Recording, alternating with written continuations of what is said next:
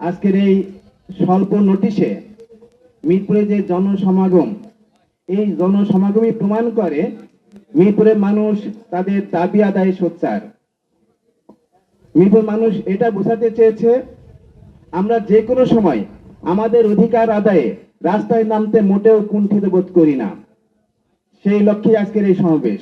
এই সমাবেশে আমাদের মাঝে উপস্থিত আছেন সাবেক মুক্তিযোদ্ধা কমান্ডার, মিরপুরের সর্বজন শ্রদ্ধেয় ব্যক্তিত্ব জনাব নজরুল করিম শেখ।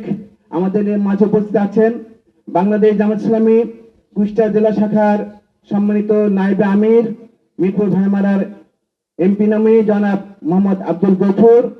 আর উপস্থিত আছেন বাংলাদেশ জামাত ইসলামী কুষ্টিয়া জেলা শাখার ইউনিট সদস্য জনাব অধ্যাপক জামালত আলী।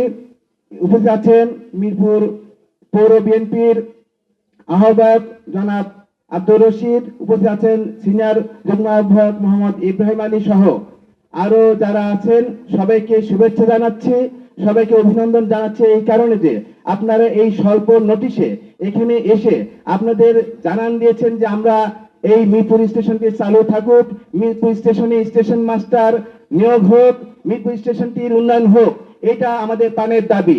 আপনারা এটা প্রমাণ করতে পেরেছেন, এই জন্য আপনাদের সবাইকে অভিনন্দন জানাচ্ছি।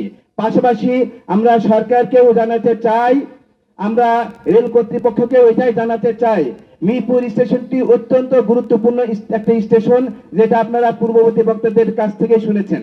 মিরপুরে অত্যন্ত গুরুত্বপূর্ণ একটা হাট আছে, পশু হাট আছে, যেখানে প্রতি মঙ্গলবারে প্রায় লাখো লোকের সমাবেশ ঘটে।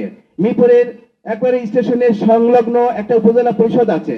মিরপুরের প্রসাদ ভূমি বলতে যেটা পরিচিত, সেটা দৌলতপুর, গাংনী, মেহেরপুর থেকে ব্যাপক সংখ্যক লোক এই স্টেশন দিয়ে যাতায়াত করে। এইসব কারণেই মিরপুর অত্যন্ত গুরুত্বপূর্ণ একটি স্টেশন। মিরপুরে এই স্টেশনটির আধুনিকায়ন দরকার, মিরপুর স্টেশনটির নিরাপত্তা ব্যবস্থা জোরদার করা দরকার।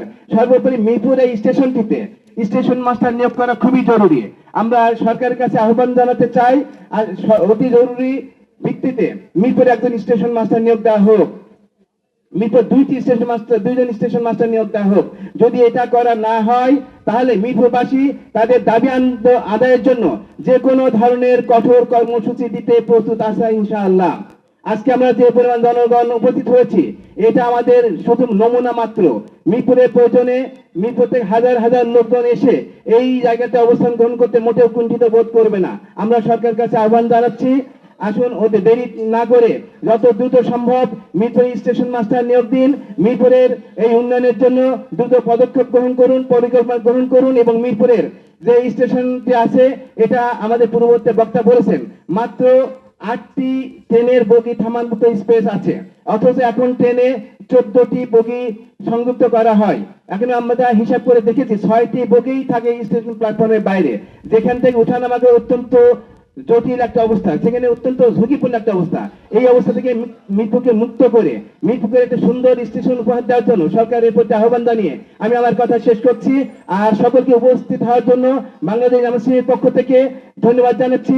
যারা আজকের এই আহ্বান জানাচ্ছেন তাদের সফলতা কামনা করছি। তাদের আহ্বানে আমরা সবাই যারা উপস্থিত সবাইকে ধন্যবাদ জানিয়ে আমি আমার কথা শেষ করছি। আসসালামু আলাইকুম ওয়া রাহমাতুল্লাহি ওয়া বারাকাতুহু।